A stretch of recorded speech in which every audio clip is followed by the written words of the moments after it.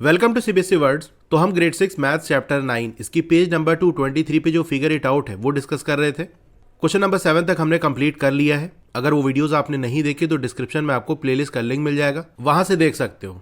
इस वीडियो में हम पेज नंबर 228 पे जो क्वेश्चन नंबर 8, 9, 10 दिया है वो डिस्कस करेंगे। Question number 8, find the lines of symmetry for the column below. Column basically एक तरह का डिजाइन है जो घरों के अंदर साउथ इंडिया में ड्रॉ किया जाता है, जनरली हाउस की जो एंट्रेंस है वहां पर। तो ये जो डिज़ाइन नीचे आपको दिया है इसमें जो भी लाइंस ऑफ सिमेट्री है वो आपको फाइंड करना है, मतलब आपको बेसिकली ड्रॉ करना है। इस कॉलम को अगर आप ध्यान से देखो तो कुछ चीज़ें आपको रिपीट होते हुए दिखेंगी। जैसे आप बाहर देखो तो स्टार है, डायमंड, फिर स्टार, फिर डायमंड, स्टार, डायमंड, स्टार, इस तरह से करते हुए ये बाउंड्री पे रिपीट कर रहा है, और वो भी एक पैटर्न के हिसाब से कि स्टार है, फिर डायमंड, फिर स्टार, फिर डायमंड, इस तरह से करते हुए बाउंड्री पे ये चीज़ हमको दिख रही है। और अंदर की तरफ अगर आप आओ तो यहाँ आपको एक डायमंड दिखेगा, फिर इधर एक डायमंड, यहाँ एक डायमंड। तो ये पूरा एक सर्कुलर गोल सा पैटर्न हमको बनते हुए दिख रहा है। फिर सेंटर में हमको एक स्टार दिख रहा है। तो जब कभी ऐसा होता है कि कोई डिजाइन इस तरह से रिपीट कर रही होती है बेसिकली सर्कुलर वे में, तो वहां पर कई सारी हमको लाइन्स ऑफ सिमेट्री मिल जाती है। मतलब आपको ये चेक करना पड़ेगा कि हाँ कहाँ पर लाइन ऑफ सिमेट्री है। तो एक जगह से जैसे लाइन ऑफ सिमेट्री जा रही होगी उसी तरीके से दूसरी जगह भी जा रही होगी। चलिए मैं आपको करके दिखाता हूँ कि कैसे आपको बेसिकली इसको समझना है। अब ये चीज आप देख पा रहे होगे कि अगर हम यहाँ बिल्कुल इसके मिडल से एक लाइन ऐसे ड्रॉ कर दें तो ये लाइन ऑफ सिमेट्री होगी, क्योंकि जैसा लेफ्ट साइड हमको दिख रहा है वैसे ही राइट साइड है। यहाँ पर आप मिरर रख के भी देख सकते हो, नहीं तो वैसे देख लो, एक स्टार यहाँ, एक स्टार यहाँ, दो डायमंड यहाँ पर, दो डायमंड यहाँ पर, फिर लाइन से करीब एक डायमंड, दूर पे स्टार। राइट साइड भी देखो, लाइन से करीब डायमंड और दूर पे स्टार, दो डायमंड यहाँ, दो डायमंड इधर भी है, एक स्टार इधर, एक स्टार इधर। बाकी मिडिल में जो डायमंड है वो पूरी तरह से डिवाइड हो जा रहा है, मिडिल का स्टार, नीचे भी जो डायमंड है। तो ये लाइन ऑफ सिमेट्री है। अच्छा, ये लाइन ऑफ सिमेट्री कैसे बनी? हमने डायमंड के बिल्कुल बीचों बीच से एक लाइन ड्रॉ की, जो यहाँ सेंटर पे जो स्टार था उसके भी सेंटर से पास होते हुए दूसरी तरफ जो डायमंड है उसके बीच से निकल गई। इसका मतलब बाउंड्री पे जहां पर भी डायमंड होगा वहां से ऐसे लाइन ऑफ सिमेट्री ड्रॉ हो सकती है, क्योंकि जैसे मैंने आपको बताया बाउंड्री पे पूरा एक पैटर्न बनते हुए जा रहा है। तो ये इधर जो डायमंड है यहां से पास होते हुए इस मिडिल वाले स्टार के सेंटर से पास होते हुए ये दूसरी तरफ जो डायमंड है वहां से पास होते हुए ये एक लाइन निकल जाएगी, तो ये भी लाइन ऑफ सिमेट्री है। फिर ये यहाँ पर जो डायमंड है यहाँ से भी एक लाइन जाएगी जो सेंटर पे स्टार है उसके सेंटर से पास होते हुए, और दूसरी तरफ जो डायमंड है उसके बीचों बीच से निकलते हुए एक लाइन ड्रॉ हो जाएगी।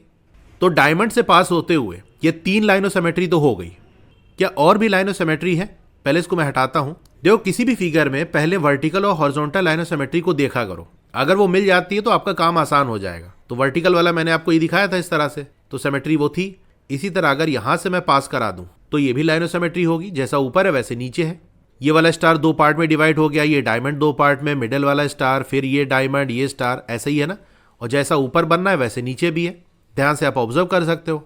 अच्छा, क्या आपने एक चीज ऑब्जर्व की कि जैसे किसी शेप में एक लाइन ऑफ सिमेट्री ये हो गई और दूसरी ये हो गई। अब इसके अलावा और भी जो लाइन ऑफ सिमेट्री होगी वो इसी सेंटर से पास होगी, मतलब जहां पर ये दोनों लाइन एक दूसरे को कट करी है इसी पॉइंट से और भी जो लाइन ऑफ सिमेट्री है वो पास होगी। जैसे स्क्वायर में देखा था वहां पर जो डायगोनल्स थे वो भी इसी सेंटर से ही तो पास हो रहे थे। तो हमने जब देख लिया कि ये सेंटर में जो स्टार है उसके सेंटर से लाइन ऑफ सिमेट्री जा रही है, तो अब जितनी भी लाइन ऑफ सिमेट्री हमको मिलेगी वो इसी सेंटर से पास होते हुए जाएगी। तो ये जो लाइन ऑफ सिमेट्री हमने ड्रॉ की है वो स्टार के बिल्कुल बीचों बीच से पास होते हुए जा रही है। इसी तरह से यहाँ भी स्टार है, इसके मिडल से पास होते हुए, और बीच वाला जो हमारा स्टार उसके सेंटर से पास होते हुए इधर दूसरे स्टार को बीच से डिवाइड करते हुए निकल जाएगी। ये भी एक लाइन ऑफ सिमेट्री हो गई। ये इधर स्टार है, यहाँ देख लो, ये भी एक लाइन ऑफ सिमेट्री हो जाएगी। तो ये तीन लाइन ऑफ सिमेट्री और हो गई। बाकी जो इससे पहले हमने तीन ड्रॉ किया था उसको भी ड्रॉ कर लेते हैं। तो ये 1, 2, 3, 4, 5 एंड 6, ये 6 लाइन ऑफ सिमेट्री हो गई। यही आपको ड्रॉ कर लेना है। Question number 9, draw the following. ये वाला है अ triangle with exactly 1 line of symmetry. एक ऐसा ट्राइंगल आपको ड्रॉ करना है जिसमें एग्जैक्टली 1 लाइन ऑफ सिमेट्री हो। अब कह रहा है एग्जैक्टली 1 लाइन ऑफ सिमेट्री हो, मतलब एक लाइन ऑफ सिमेट्री हो, एक से ना ज्यादा हो ना एक से कम हो, एक ही होनी चाहिए सिर्फ और सिर्फ। अब लाइन ऑफ सिमेट्री के बारे में एक चीज जानते हो कि लाइन ऑफ सिमेट्री की एक तरफ जैसी फिगर होती है वैसा ही कुछ हमको दूसरे साइड भी देखने को मिलता है। तो जैसे मैंने ये लाइन ऑफ सिमेट्री अगर ड्रॉ कर दी और अब एक ट्राइंगल ड्रॉ करना है तो लाइन के एक तरफ एक साइड ट्राइंगल का ड्रॉ कर दूंगा। अब लाइन के दूसरे तरफ उसी लेंथ का हमको दूसरा साइड ड्रॉ करना पड़ेगा, तभी सिमेट्री हमको मिलेगी। तो उसी लेंथ का एक और साइड हमने ऐसे ड्रॉ कर दिया। तो लाइन ऑफ सिमेट्री की एक तरफ एक साइड, उसी लेंथ का दूसरा साइड लाइन ऑफ सिमेट्री के दूसरी तरफ हो गया। अब थर्ड वाला साइड कुछ इस तरह से ड्रॉ करेंगे कि जो लाइन ऑफ सिमेट्री है वो इस थर्ड वाले साइड के बिल्कुल सेंटर से पास हो, ताकि इस थर्ड वाले साइड के 2 इक्वल पार्ट हो जाए। एक हाफ पार्ट एक तरफ हो जाए लाइन के और दूसरा हाफ दूसरे तरफ हो जाए। तो इस तरीके से हमको एक सिमेट्रिक ट्राइंगल मिल जाएगा जिसके अंदर सिर्फ एक लाइन ऑफ सिमेट्री हो। अच्छा, इस बात का ध्यान देना कि सिर्फ 2 ही साइड उस ट्राइंगल के इक्वल होने चाहिए। अगर तीनों साइड उस ट्राइंगल के इक्वल हो गए तब वहां पर 3 लाइन ऑफ सिमेट्री हमको देखने को मिलेगी। कैसे क्या मिलेगी वो बी वाले में अभी हम देखेंगे। तो अभी इतना समझ गए कि एक ऐसा ट्राइंगल बनाना है जिसके 2 साइड इक्वल हो, यानी आइसोसेलेस ट्राइंगल ड्रॉ करना है। तो इसके लिए बेसिकली आप ऐसे ड्रॉ कर सकते हो कि सबसे पहले एक लाइन ऑफ सिमेट्री ऐसे ड्रॉ कर लेना। अब इसके लेफ्ट साइड एक साइड ड्रॉ कर लेना कुछ एंगल वगैरह लेके। अब इसी लेंथ का उतने ही एंगल पे दूसरा साइड ड्रॉ कर लेना, फिर इसको ऐसे आपस में ज्वाइन कर देना। तो ये बन गया। तो जो लेंथ इस साइड की है वही लेंथ इस साइड की भी होनी चाहिए। इसी के साथ साथ जो एंगल ये हो वही एंगल ये होना चाहिए। बस जो भी एंगल आप ले रहे हो ना, ध्यान रखना वो 30 डिग्री ना हो। अब 30 डिग्री लेने से प्रॉब्लम क्या होगी वो थोड़ा सा मैं आपको बता देता हूँ कि जैसे ये ट्राइंगल है और ये लाइन ऑफ सिमेट्री जा रही है। अगर ये 30 डिग्री आपने ले लिया तो ये वाला भी आपको 30 लेना पड़ेगा। जैसे मैंने बताया दोनों साइड एंगल इक्वल हो, तो उस केस में टोटल ये जो एंगल बन जाएगा वो 60 डिग्री हो जाएगा। और ये दोनों साइड आपस में इक्वल हैं, तो आइसोसेलेस ट्राइंगल में बेस एंगल इक्वल होते हैं, तो ये वाला भी ऑटोमेटिक 60 डिग्री हो जाएगा और ये भी 60 डिग्री हो जाएगा। जैसे ही तीनों एंगल इक्वल हुए, तीनों साइड आपस में इक्वल हो जाएंगे और इक्विलेटरल ट्राइंगल बन जाएगा। और इक्विलेटरल ट्राइंगल के अंदर 3 लाइन ऑफ सिमेट्री होती है और हमको तो एग्जैक्टली 1 चाहिए। तो बस 30 डिग्री ना लेना, इसके अलावा कोई सा भी आप एंगल ले सकते हो, 20 ले लो, 40 ले लो। तो ये ऐसे ट्राइंगल बना दिया। अच्छा, यहाँ पर ऐसे दिखा देना, ऐसे एक कट लगा देना और एक कट ऐसे लगा देना, तो ये शो करता है ये दोनों साइड आपस में इक्वल है। बी वाला है अ triangle with exactly 3 lines of symmetry. तो एक ऐसा ट्राइंगल बनाना है जिसके अंदर एग्जैक्टली 3 लाइन ऑफ सिमेट्री हो। तो ऐसा ट्राइंगल इक्विलेटरल ट्राइंगल होता है, क्योंकि इक्विलेटरल ट्राइंगल के अंदर तीनों साइड आपस में इक्वल होते हैं। जैसे मान लो side number 1, side number 2, side number 3। अब क्योंकि इक्विलेटरल ट्राइंगल है, तीनों साइड आपस में इक्वल होंगे, तो एक बार एक लाइन आप ड्रॉ करना जो साइड नंबर 1 और 2 के बीच से जा रही हो, एक बार 2 और 3 के बीच से ड्रॉ कर लेना, एक बार 1 और 3 के बीच से ड्रॉ कर लेना। तो ऐसी 3 लाइन आपको मिल जाएगी। तो सबसे पहले आप ट्राइंगल का बेस ड्रॉ कर लेना। अब यही जो आपने बेस ड्रॉ किया है इससे 60 डिग्री पे उसी लेंथ का दूसरा साइड ड्रॉ कर लेना, फिर इसको ऐसे कनेक्ट कर लो। तो ये इक्विलेटरल ट्राइंगल बन गया। अब ट्राइंगल के हर साइड के बिल्कुल मिडिल पे एक पॉइंट लगा देना। जैसे यहाँ पर एक पॉइंट आपने लगा दिया, अब जो है यहाँ से ऐसे ड्रॉ करना, इस मिड पॉइंट से पास होते हुए लाइन चली जाए, तो ये एक लाइन ऑफ सिमेट्री हो गई। इसी तरह से दूसरी ऐसे ड्रॉ कर लेना, तो ये वाला जो साइड है इसके मिडिल से पास होके जाएगी ये, तो बिल्कुल मिडिल में एक पॉइंट पहले मार्क कर देना और फिर वहीं से पास होते हुए लाइन ड्रॉ कर देना। वरना लाइन ऐसे भी जा सकती है, ऐसे भी जा सकती है, लेकिन हर कोई लाइन ऑफ सिमेट्री नहीं होगी। जो साइड के बिल्कुल मिडिल से जा रही है वही होगी। इसी तरह यहाँ से एक ड्रॉ कर देना, तो ऐसे 3 लाइन ऑफ सिमेट्री आपको मिल जाएगी। अब यहाँ पर भी ऐसे दिखा देना, ऐसे कट लगा के कि ये तीनों साइड आपस में इक्वल है। अब यहाँ पर कोई भी आप लाइन ऑफ सिमेट्री पकड़ लो, उससे एक तरफ एक साइड, दूसरी तरफ उसी लेंथ का दूसरा साइड मिल जाएगा और तीसरा वाला साइड उसके मिडल से हम पास कर रहे हैं, तो ये 2 इक्वल पार्ट में डिवाइड हो जाएगा। इसी तरह ये वाली लाइन ऑफ सिमेट्री अगर आपने पकड़ ली तो इससे एक साइड इधर, दूसरा साइड उसी लेंथ का इधर। तो इक्विलेटरल ट्राइंगल के अंदर 3 पेयर साइड के आपस में इक्वल होते हैं। नहीं, सभी इक्वल है तो 3 पेयर बनेगा, तीनों आपस में इक्वल होंगे। साइड नंबर 1 और 2, 2 और 3, 1 और 3, तो इसलिए 3 लाइन ऑफ सिमेट्री देखने को मिलती है। सी वाला triangle with no line of symmetry, एक ऐसा ट्राइंगल जिसके अंदर कोई भी लाइन ऑफ सिमेट्री ना हो। तो लाइन ऑफ सिमेट्री नहीं चाहिए, तो मतलब ऐसा ट्राइंगल बनाओ जिसके अंदर एक भी पेयर साइड के इक्वल हमको ना मिले, मतलब तीनों साइड डिफरेंट हो। तो ऐसे ट्राइंगल को हम स्केलिन ट्राइंगल कहते हैं। तो जैसे एक साइड ये ड्रॉ हो गया, एक साइड ये हो गया और एक ये हो गया। अब यहाँ पर तीनों जो साइड है वो आपस में इक्वल नहीं है, तो कोई भी लाइन ऑफ सिमेट्री नहीं होगी। जस्ट यही हो गया answer. Is it possible to draw a triangle with exactly 2 lines of symmetry? क्या ऐसा ट्राइंगल पॉसिबल है जहां पर एग्जैक्टली 2 लाइन ऑफ सिमेट्री हो? द आंसर इज नो, क्योंकि 2 लाइन ऑफ सिमेट्री का मतलब क्या है? 2 पेयर हमारे पास साइड के ऐसे हो जो इक्वल लेंथ के हो। जैसे हमारे पास side number 1, side number 2, side number 3 है, तो एक पेयर जैसे 1 और 2 का इक्वल हो गया, 2 और 3। तो अगर 2 पेयर इक्वल साइड्स के हमको मिल गए तो तीनों आपस में इक्वल हो जाएंगे, क्योंकि 1 इक्वल 2, 2 इक्वल 3, तो 1 इक्वल 3 भी तो हो जाएगा, मतलब तीनों आपस में इक्वल हो जाएंगे। तो प्रॉब्लम ये है, तो ऐसा पॉसिबल नहीं है। क्वेश्चन नंबर 9 हो गया। Question number 10, draw the following. In each case the figure should contain at least 1 curved boundary. Her case के अंदर जो फिगर आप बनाओ उसके अंदर कम से कम एक कर्व्ड बाउंड्री होनी चाहिए। मतलब ऐसा नहीं कि सारा स्ट्रेट लाइन आपने यूज कर लिया, थोड़ा सा ऐसे घूमी हुई लाइन भी आपको ड्रॉ करनी है। ये वाला है a figure with exactly 1 line of symmetry, एक ऐसी फिगर जिसके अंदर एग्जैक्टली 1 लाइन ऑफ सिमेट्री हो।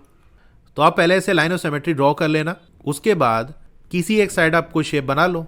तो हमको कम से कम एक कर्व बाउंड्री चाहिए ना, तो पहले कर्व वाला ही ड्रॉ कर लेते हैं। जैसे लेफ्ट साइड हमें ये एक ऐसे कर्व ड्रॉ करते हैं और एक स्ट्रेट लाइन ये ऐसे नीचे की तरफ ड्रॉ कर लेते हैं। स्केल से आप ड्रॉ करना और फिर इसको आप चाहे ऐसे तिरछा मिला दो, चलो ऐसे मिला देते हैं। अब दूसरे साइड भी वैसे ही फिगर बनेगी। कैसे बनेगी, इसके लिए आप मिरर रख सकते हो, नहीं तो आप पेपर का यूज़ कर सकते हो कि कोई पेपर लो, उसको वर्टिकली फोल्ड कर दो। अब जैसा आप डिज़ाइन यहाँ बनाओगे, जैसे आपने ये ऐसे बनाया, तो जो ओपन करोगे तो ऐसे ही दूसरी तरफ भी बन जाएगा। नहीं तो इतना ड्रॉ करने के बाद आप मिरर रख लो तो आपको आइडिया मिल जाएगा। तो अब देखोगे दूसरे साइड भी ये ऐसे ही कुछ कर्व होगा और फिर ये ऐसे लाइन जाएगी और ये ऐसे मिल जाएगा। अब अगर हमको ऐसी फिगर चाहिए जिसके अंदर वन लाइन ऑफ सिमेट्री हो, तो एक बार ऐसे हम पेपर को फोल्ड कर देंगे। अब यहाँ पर आप कोई डिज़ाइन बना दो, लेकिन ध्यान रखना कम से कम एक कर्व लाइन होनी चाहिए। तो जैसे ये ऐसे एक डिज़ाइन बना देते हैं और थोड़ा बड़ा ड्रॉ कर देते हैं, ये लो। फिर एक लाइन ऐसे नीचे की तरफ और ये एक लाइन हो गई। तो ये शेप ड्रॉ हो गया। अब इसी को हम कट करके निकाल लेते हैं। तो ये कट हो गया। अब इसको अगर आप ओपन करोगे तो ये देखो जो आपको शेप दिख रहा है, इसके अंदर वन लाइन ऑफ सिमेट्री है। ये जो क्रीज बननी है फोल्ड वाली, यही इसकी लाइन ऑफ सिमेट्री है। अब अगर आपको नोटबुक के अंदर ड्रॉ करना है तो ऐसे ही आप रख लेना। फिर यहाँ पर जो है इसको ट्रेस कर लो ऐसे, या फिर आप इसको रख के ऐसे ड्रॉ कर सकते हो कि नोटबुक पे ऐसे रख लो और फिर ऐसे बाउंड्री पे ड्रॉ कर लो। जो क्रीज है वही लाइन ऑफ सिमेट्री ड्रॉ कर देना, तो आपका बन जाएगा। बी वाला है figure with exactly two lines of symmetry. अब टू लाइन्स ऑफ सिमेट्री चाहिए ना, तो इसके लिए आप पहले दो लाइन ऑफ सिमेट्री ड्रॉ कर लो। जैसे हॉरिजॉन्टल और वर्टिकल हम ड्रॉ कर लेते हैं। तो ये दो लाइन ऑफ सिमेट्री हमने ड्रॉ कर ली, एक हॉरिजॉन्टल एक वर्टिकल। अब यहाँ पर इसके 4 पार्ट आपको दिख रहे होंगे। एक पार्ट ये हो गया, दूसरा ये, तीसरा ये, चौथा ये। किसी एक पार्ट में कोई एक डिज़ाइन आप बना लो, मतलब कोई एक शेप बना लो। तो जैसे हम ये डिज़ाइन बना लेते हैं और एक स्ट्रेट लाइन ये ड्रॉ कर लेते हैं। अब लाइन ऑफ सिमेट्री के दूसरे साइड भी ऐसा ही होगा कि ये एक कर्व लाइन और ये स्ट्रेट लाइन। अब जैसा ऊपर बनना है वैसे नीचे बनेगा, क्योंकि यहाँ पर हॉरिजॉन्टल लाइन ऑफ सिमेट्री भी है। तो ये स्ट्रेट लाइन हमने ऐसे ड्रॉ कर ली और ये वाली ऐसे हो गई। अब ये आके ऐसे मैच कर जाएगी और ये ऐसे आके मैच कर जाएगी। अब इसको ड्रॉ करने में अगर आपको प्रॉब्लम आ रही है तो आप पेपर कटिंग का यूज़ कर सकते हो। कैसे करेंगे चलिए मैं आपको बताता हूँ। अब हमको ऐसा शेप चाहिए जिसके अंदर दो लाइन ऑफ सिमेट्री हो, तो 2 बार फोल्ड कर देंगे। एक बार ये ऐसे वर्टिकल वे में और एक बार ये हॉरिजॉन्टली फोल्ड कर देते हैं। अब यहाँ पर क्योंकि देखो हमको डिज़ाइन चाहिए सेंटर पे, ये है सेंटर, तो इस पे ध्यान रखना। ये हमने फोल्ड किया, सेंटर ये है। एक बार और फोल्ड कर दिया, सेंटर ये है। तो अब यहीं पर हम कुछ डिज़ाइन बनाएंगे। तो एक कर्व लाइन ऐसे ड्रॉ कर देते हैं, ये इस तरह से, और एक ये स्ट्रेट लाइन ड्रॉ कर देते हैं। कम से कम एक कर्व चाहिए, तो एक कर्व एक स्ट्रेट बना दिया। अब इसी को कट करके निकाल लेते हैं। तो ये निकल गया। अब इसको ओपन कर लेते हैं। तो ये देखो ऐसा कुछ शेप हमको मिलेगा जहां पर एक लाइन ऑफ सिमेट्री ये है वर्टिकल वाली और एक ये हॉरिजॉन्टल वाली। तो इसको ऐसे नोटबुक पे रख के ये ऐसे ड्रॉ कर लेना। फिर जो लाइन ऑफ सिमेट्री है वो ड्रॉ कर लेना, तो आपका शेप बन जाएगा। सी वाला a figure with exactly 4 lines of symmetry. एक ऐसी फिगर जहां पर एग्जैक्टली 4 लाइन ऑफ सिमेट्री है। अब इसके लिए आप पेपर कटिंग का यूज कर लेना, क्योंकि वैसे डायरेक्ट ड्रॉ करना थोड़ा आपके लिए मुश्किल पड़ेगा। अगर हमको 4 लाइन ऑफ सिमेट्री चाहिए तो एक ऐसा पेपर लेना पड़ेगा जिसके अंदर 4 लाइन ऑफ सिमेट्री हो। और 4 लाइन ऑफ सिमेट्री कहाँ होती है? स्क्वायर के अंदर होती है। तो ये हमने स्क्वायर पेपर ले लिया। अब इस स्क्वायर पेपर को एक बार ऐसे फोल्ड कर देते हैं, ये हॉरिजॉन्टली। देखो सेंटर पे हमारा डिजाइन रहेगा, तो सेंटर ध्यान रखना। फिर एक बार ये ऐसे वर्टिकली फोल्ड कर दिया, अभी भी वाला सेंटर है। और एक बार डायगोनल के अलॉन्ग फोल्ड कर देंगे, तो 4 लाइन ऑफ सिमेट्री मिल जाएगी। लेकिन आप कहोगे कि सर स्क्वायर के अंदर तो जो लाइन ऑफ सिमेट्री होती है वो हॉरिजॉन्टल, वर्टिकल और 2 डायगोनल होते हैं। ये हमने सिर्फ एक बार ही क्यों फोल्ड किया? एक बार और फोल्ड करना पड़ेगा ना? द आंसर इज नो, क्योंकि देखो हमने इसको हॉरिजॉन्टली वर्टिकली फोल्ड किया है और उसके बाद डायगोनल के अलॉन्ग फोल्ड करें। मतलब एक बार ये हॉरिजॉन्टली फोल्ड किया, फिर वर्टिकली फोल्ड किया, तो ये फोल्ड हो चुका है। अब डायगोनल के अलॉन्ग हम इसको फोल्ड करेंगे तो दूसरे वाले डायगोनल के अलॉन्ग भी ऑटोमेटिक क्रीज बन जाएगी। इसको मैं ओपन करके आपको दिखाता हूं कि ये देखो यहां पर ये वर्टिकल हो गया, ये हॉरिजॉन्टल हो गया, ये वाला डायगोनल हो गया और ये वाला डायगोनल हो गया। दोनों डायगोनल के अलॉन्ग फोल्ड हो चुका है। तो एक ही बार हमको फोल्ड करना पड़ेगा। ये ऐसे वर्टिकल हो गया, ये हॉरिजॉन्टल हो गया और ये डायगोनल के अलॉन्ग। सेंटर हमारा यही वाला है, ध्यान रखना। तो जो डिजाइन बनेगा वो उसी सेंटर पे बनेगा। तो यहां पर ये ऐसे कुछ डिजाइन बना देते हैं। ये हो गया और ये ऐसे। तो चलिए इस पोर्शन को कट करके ओपन करते हैं। तो ये इसको हम निकाल देते हैं। अब इसको ओपन करते हैं। ये देखो ये जो डिजाइन आप देख रहे हो यहां पर, इसके अंदर 4 लाइन ऑफ सिमेट्री है। तो ऐसे नोटबुक के अंदर रख के इसको ड्रॉ कर लेना। फिर ये ऐसे लाइन ऑफ सिमेट्री ऐसे ड्रॉ कर देना, ऐसे ड्रॉ कर देना, फिर ये जो डायगोनल के अलॉन्ग है यहाँ पर और यहाँ पर ऐसे ड्रॉ कर देना, तो ये 4 लाइन ऑफ सिमेट्री आपको मिल जाएगी। क्वेश्चन नंबर 10 हो गया। इसके आगे क्वेश्चन हम नेक्स्ट वीडियो में डिस्कस करेंगे।